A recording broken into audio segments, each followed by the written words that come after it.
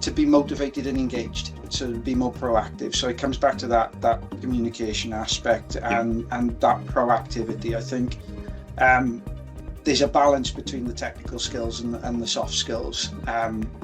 Yes, you have to be technically proficient in order to work within engineering, but the vast majority of times it is more the problem solving skills and those elements that companies are looking for. When you mentor young professionals entering the field today, what's the most important lesson you'd share with them about resilience? Rely on and expand your interactions with the team around you. So don't latch on to this idea that you have to be the best at what you do and you are the only person capable of performing that role. Rely on those around you. You'll find often a vast wealth of knowledge, experience, and tricks to get through and progress in your career and learn as you go through your career. That's not necessarily something that I've found difficult. Certainly in my career, I've always been a very outgoing person and ask a lot of what at the time feel like stupid questions. But I always say to young professionals coming into the arena and the domain, there is no such thing as a stupid question, right? There's not even stupid answers. You'll always get some use out of a response, and you'll be surprised at actually what you can find just by asking questions and relying on those around you. It's a bit cheesy, but I've got a bit of a mantra, which is the only stupid question is the one you don't ask. Exactly.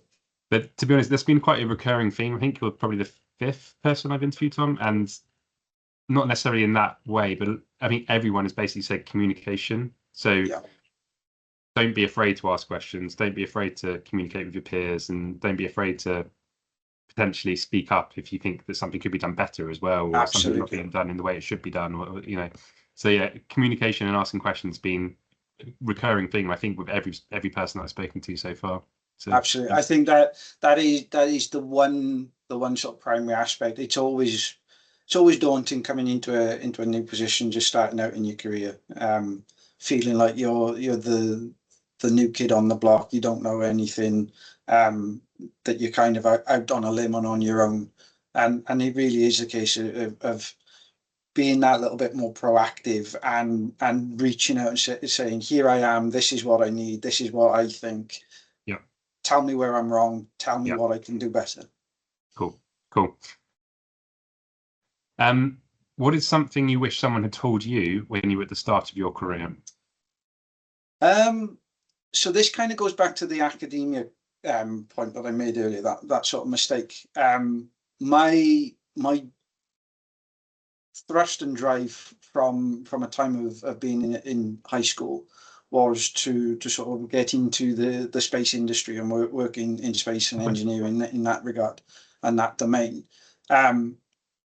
Because of that, I focused on the likes of, on astrophysics, on PhDs in academia, and I wish at the early part of my career somebody had told me you don't have to do that. If you want to get into a chosen domain, look for the supporting functions that go into that. Within the space industry, there is a vast array of electrical engineering, mechanical engineering, aerospace. Outside of the engineering disciplines, there's marketing, there's people management, there's a whole plethora of disciplines that are involved in that domain. And so I wish somebody had laid that out for me rather than saying, oh, you want to work in space? Well, you got to do something space related. That doesn't really quite translate into the real world. A vast number of the people that work alongside me at Space Forge have not come from a space-based background. Exactly. They've not come from that. We've got people that worked at Rolls-Royce that have come fresh out of university having done mechanical engineering degrees. We've got former electricians that have joined us and are now designing the circuitry for a low Earth satellite. Vast array of different backgrounds. And absolutely. Cool. And then finally, Tom, looking ahead, what skills or knowledge do you think will be critical for the next generation of engineers to succeed? For me, I think the skills and knowledge. There's less of a focus for me on knowledge base. It is more the skills to learn from those around you and to learn on the job, Okay. and to be and to be motivated and engaged, so to be more proactive. So it comes back to that communication aspect and that proactivity. I think there's a balance between the technical skills and the soft skills. Yes, you have to be technically proficient in order to work within engineering, but the vast majority of times it is more the problem solving skills, and those elements that companies are looking for. If there's any specific specialist knowledge that they need, most companies will support you in learning that alongside the role and helping you through that, be it through internships, through apprentice schemes, through graduate programs, or even just on the job training.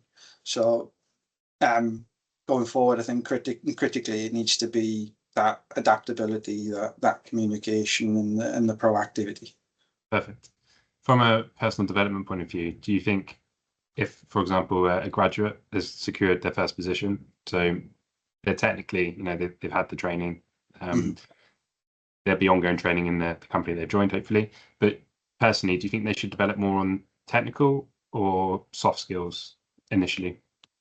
It comes down entirely to the role and their chosen career path. I've witnessed some engineers come into STEM jobs where it's been very clear that their personality traits are better suited to, I'll use the word pastoral, people management and administration type activities within that engineering domain, as opposed to technical aspects. And I know in those sorts of situations, a greater focus on developing their soft skills, their sort of project management, time management, people management skills, will help them progress. And other times they come in and it's quite clear they want to remain technical, that is their passion, their bread and butter. And so a focus on building yourself up as a technical specialist and an SME in that area is probably the way to go. So it